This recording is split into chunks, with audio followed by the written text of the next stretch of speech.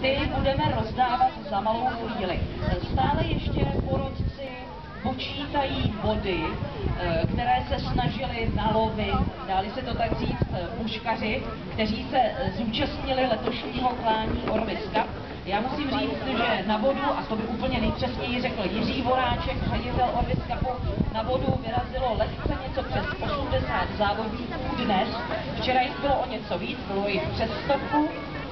Někteří ovšem nevydrželi, odpadli, protože se jim včera třeba nepodařilo chytit žádnou rybku, takže i z toho důvodu byli zklamaní.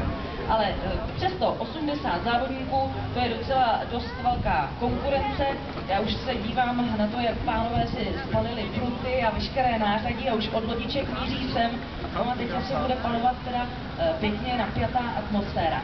My budeme vyhlašovat 10 nejlepších muškařů, kteří dostanou od firmy Orvis, společnosti Spin and Fly, vlastně pruty a rybářské a muškařské vybavení a náčiní v hodnotě neuvěřitelných 150 000 korun. První vítěz dostane prut a vlastně špičkové kompletní vybavení za 30 000 korun.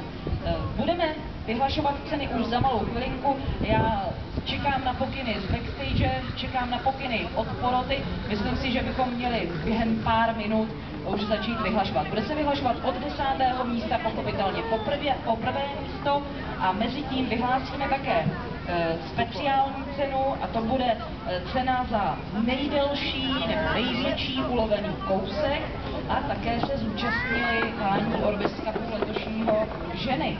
Nebylo jich mnoho, podle Jiřího Voráčka jich bylo pouze 5, ale i tak je to lepší než v loni, protože v loni byly pouze 4 ženy, takže 6 žen, ne, pouze 5 žen, to vím velmi přesně, to jsem si zapamatovala, takže i ženy od nás dostanou ocenění a každopádně jenom jedna z těch 5 byla nejúspěšnější a ta od nás také dostane hodnotnější dar.